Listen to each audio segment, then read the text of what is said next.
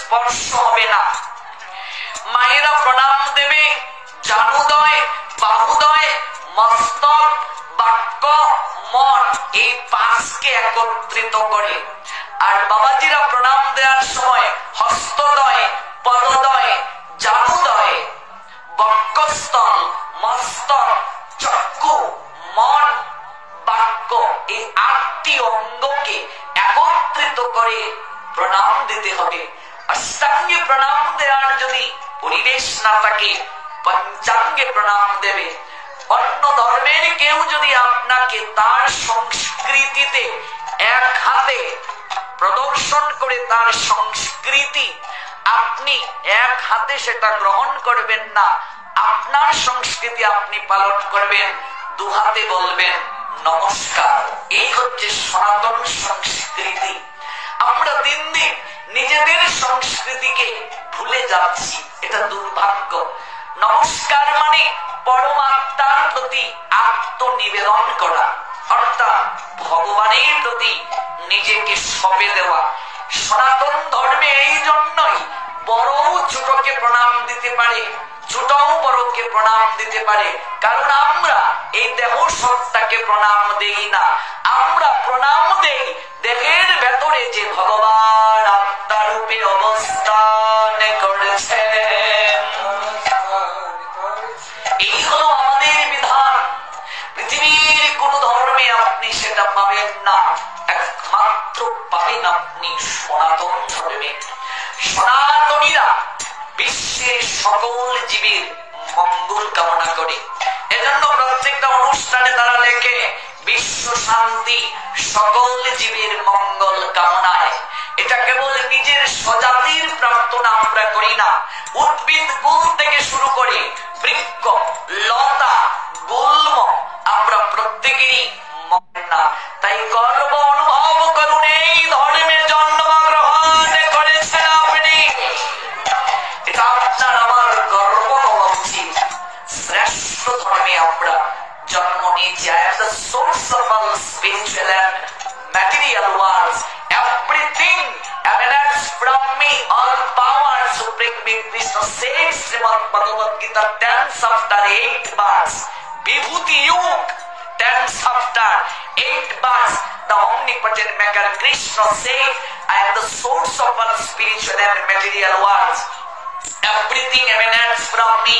The intelligent person who perfectly know the hand gags in my devotional service and worship me with all their hearts. Aham sarvasya prabhava matta sarvam pravartati iti matta bhajante mambuddha bhav samannita। ভগবান বলছেন, আমি জড় চেতন জগতের সকল কিছুরই উৎস। আমার থেকে এই পৃথিবীতে সকল কিছুরই সৃষ্টি হয়েছে। পৃথিবীতে যখন কোনো জল ছিল না, স্থল ছিল না, তখনও একজন ছিলেন, তিনি অনাদির আদি, তিনি সর্ব কারণের পরম কারণ, তিনি ঈশ্বর পরম কৃষ্ণ, তিনি সচ্চিদানন্দ বিগ্রহ, তিনি অনাদির আদি, আর তিনি সর্ব কারণের পরম কারণ। নিজের সংস্কৃতি, নিজের ধর্মকে কেউ ছোট করে দেখবে না। কণ্ঠে মালা 2 পেজ দিচ্ছ, 1 পেজ দিচ্ছ, মানুষ যেন না দেখে। কলারের বোতামটা লাগিয়ে রাখছো, তুমি হিন্দু যেন মানুষ না বুঝে, এটা তোমার মূর্খতা।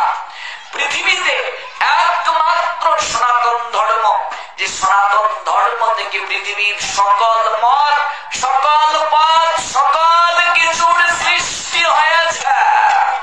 I am the source of all spiritual and material worlds. Everything emanates from me. এটা আমার কথা নয়, ভগবানের কথা।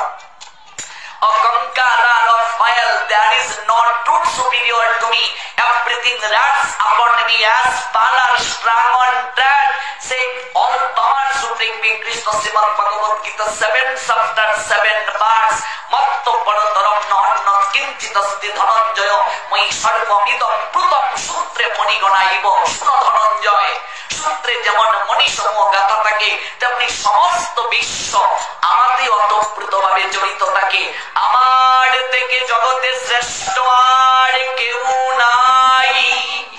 আমাদের ধর্মের নাম সনাতন, ভগবানের নাম সনাতন, ভগবানের নামে আমাদের ধর্ম।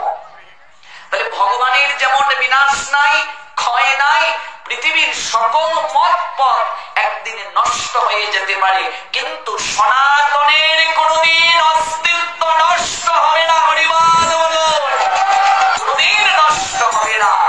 এটাই ভগবান বলছেন, বীজ থেকে সকল কিছুর সৃষ্টি। হে পার্থ, আমি বীজ, আমার থেকেই সকল কিছুর সৃষ্টি হয়েছে।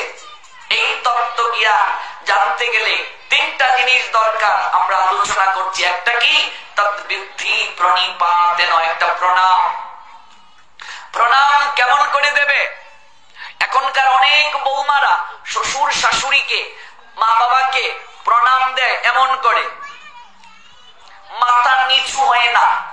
এখনকার শাশুড়ি যারা, আগে যারা বউ ছিলেন তারা মাটিতে পড়ে প্রণাম দিতেন, কিন্তু এখন যারা শাশুড়ি হয়েছেন তারা তাদের বউ থেকে এইভাবে প্রণাম প্রাপ্ত হন না। এটা আমাদের জন্য দুর্ভাগ্য। মনে রাখবে, যদি হতে পারো নিচু তবে পাবে কিছু, নিচু না হলে কিছু পাওয়া যায় না। নিচু হতে গেলে আমাকে কি করতে হবে? আজকাল সব জায়গায় দেখবে কলহ, ঝগড়া, ধর্মের নামে প্রতিযোগিতা, শ্রদ্ধাহীন ভাবে ধর্ম প্রতিপালন, যা আমাদের কল্যাণ বয়ে আনছে না। আজকে আমরা বৈষ্ণব মত, বৈষ্ণব ভাবধারা প্রতিপালন করি। নিজের স্বজাতি, নিজের সম্প্রদায় ব্যতীত আর কাউকে অনেকেই শ্রদ্ধা করি না, সম্মান করি না। কিন্তু এটা উচিত নয়।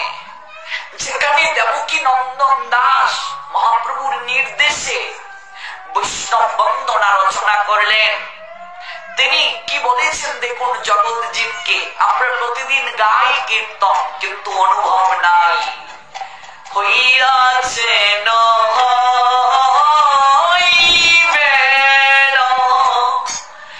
প্রভুর যত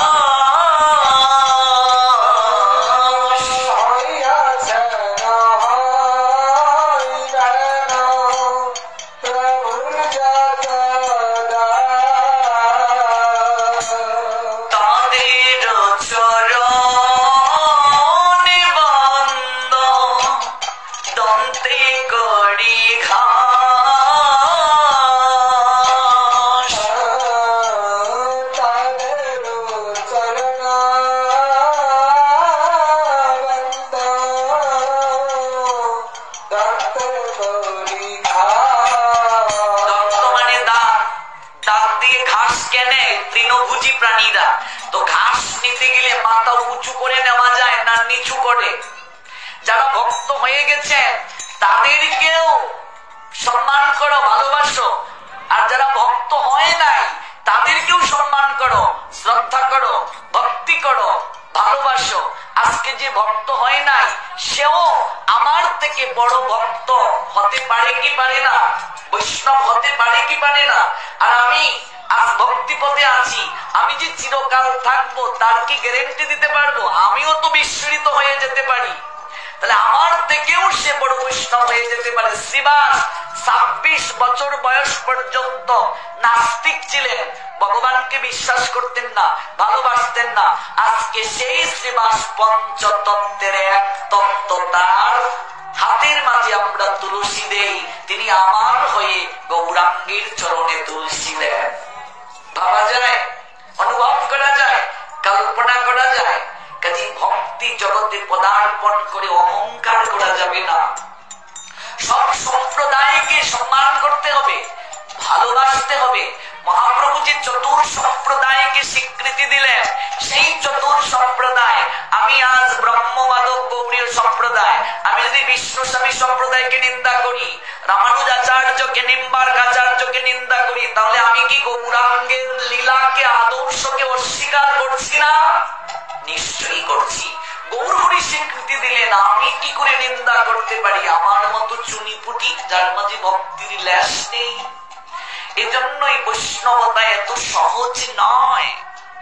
ভক্তিনাথ ঠাকুর দেখুন কি বলছেন, গল বস্ত্র কৃতাঞ্জলি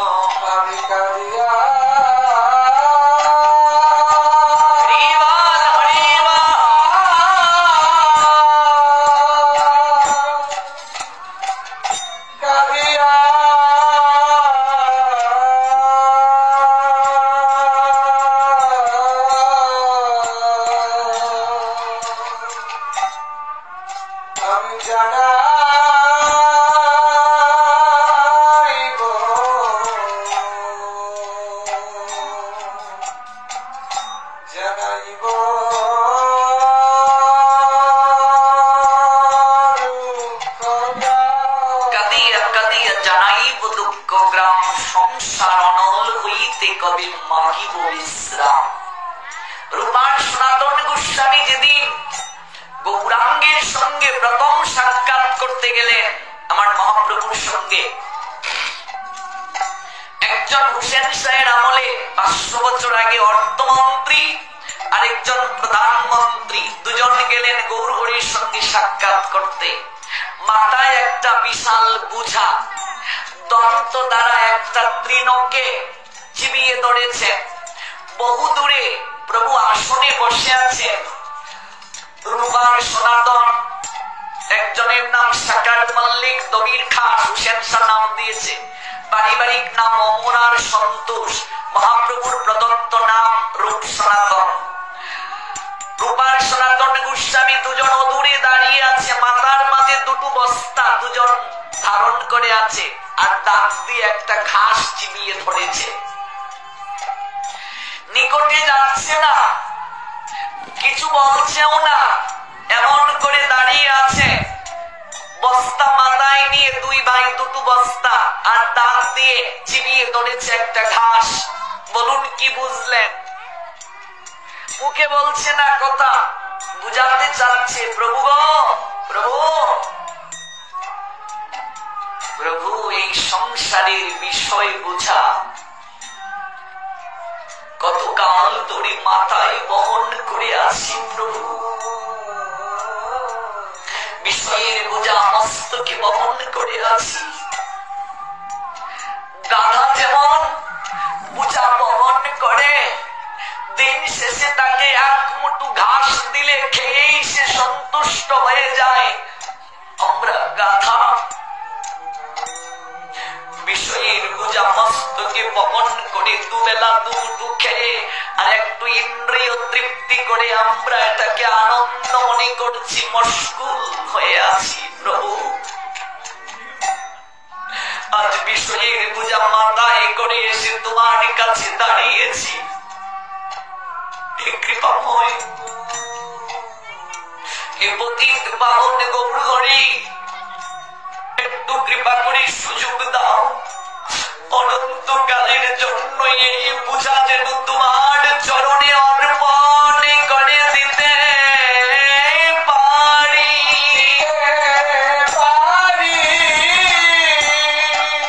কৃপা করে সুযোগ দাও প্রভু। এই গাধার জীবন থেকে নিষ্কৃতি দাও তুমি আমাদেরকে। শুনেছি মহাপাপী জগাই মাতাই কেউ নাকি তুমি প্রেম দান করেছ। তারা আজ জগাই থেকে থেকে জগন্নাথ হয়েছে, মাথায় থেকে মানব হয়েছে, লক্ষ নাম জপ না করে তারা জল পর্যন্ত গ্রহণ করে না।